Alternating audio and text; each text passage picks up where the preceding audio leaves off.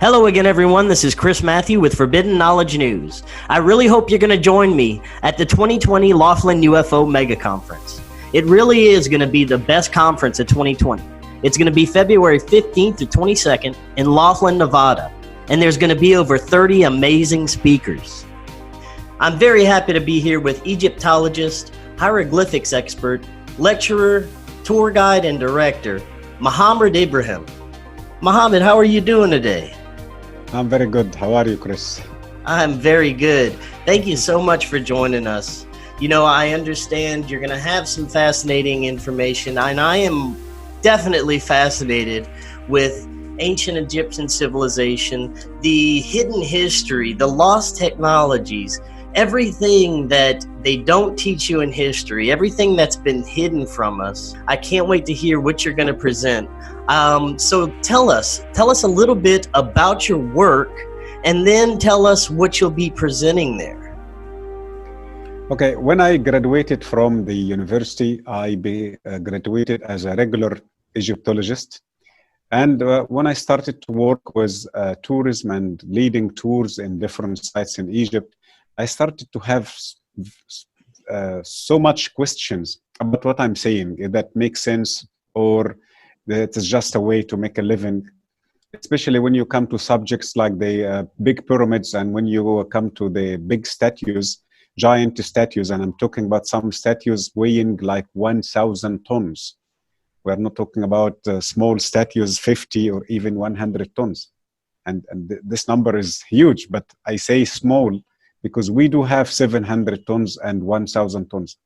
And then many of my people, they were quite knowledgeable and smart people, and they started to ask me questions about how come we still believe that those things were made by chisels, by hammers. And I'm not talking even about iron chisels, I'm talking about copper chisels, which is very soft material.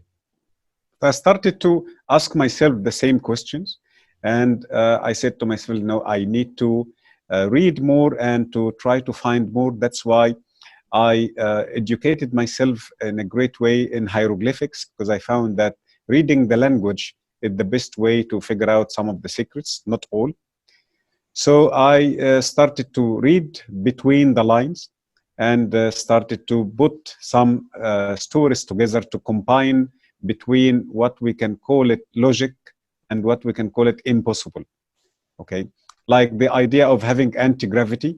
We may don't have this technology yet in a great scale in our modern life, but this is the only solution when we talk about the megalithic blocks in ancient Egypt. So that is what the way for me to change my style, to change my way of thinking, and to start looking for deeper information, especially in the Egyptian Museum. There are so much of the details hidden in the inner layers of the statues and the inner layers of the coffins and the boxes. And by allowing us to use cameras, because there was no photos for a long time. So when you look behind the camera, you figure out that there are so many details hidden and you can see it through the camera. So that was my intention, is to share with everybody this kind of stories about the forgotten or lost the ancient Egyptian or ancient Egypt. Now, how far back do you think that this civilization goes? Say the building of the pyramids, how far back do you think they actually, it's not like modern day academia would have you believe? Okay, in the modern academic way, it says 2500 BC. But in the lecture, I'm going to present three major dates: 9700 BC, and 36,000 BC, and 80,000 BC. And we are going to explain what led us to each date one by one.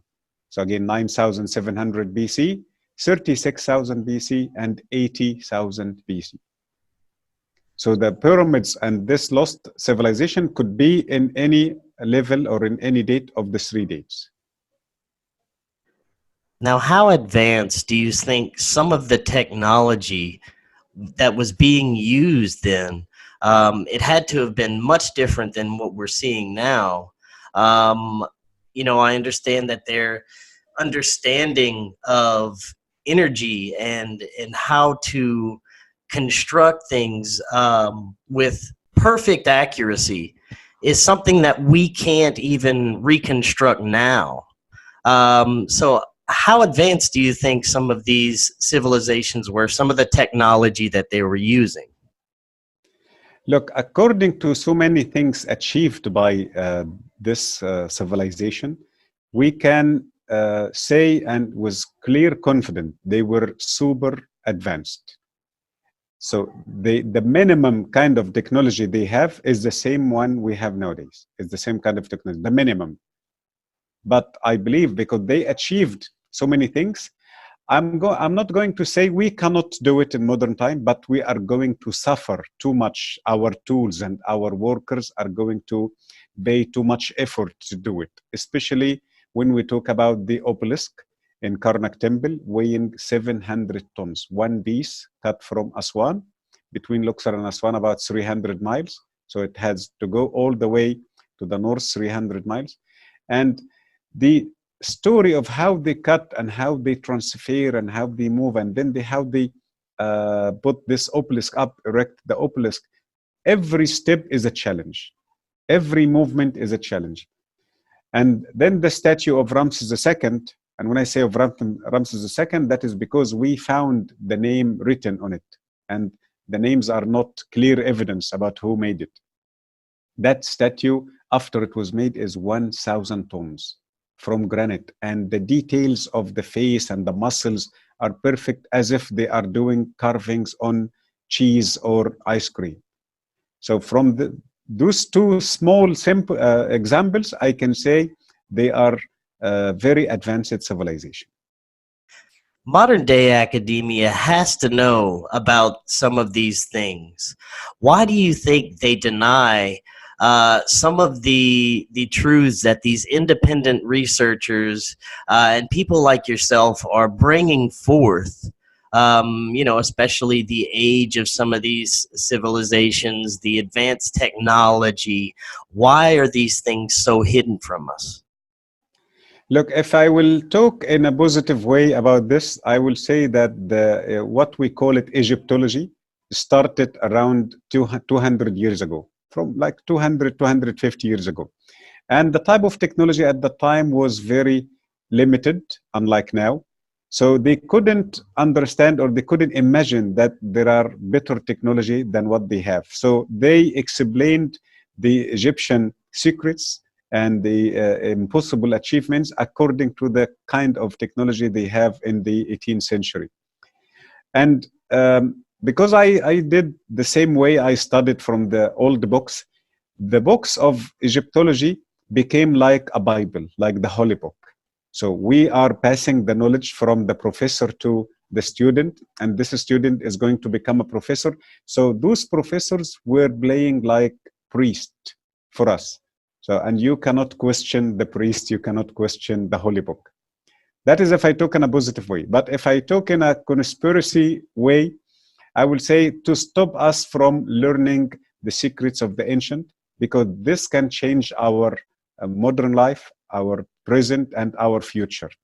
Every level we discover how this place was activated, how this piece was made, which tool, which kind of energy, this will help us in a great scale. And for sure, there are some groups don't want us to discover this.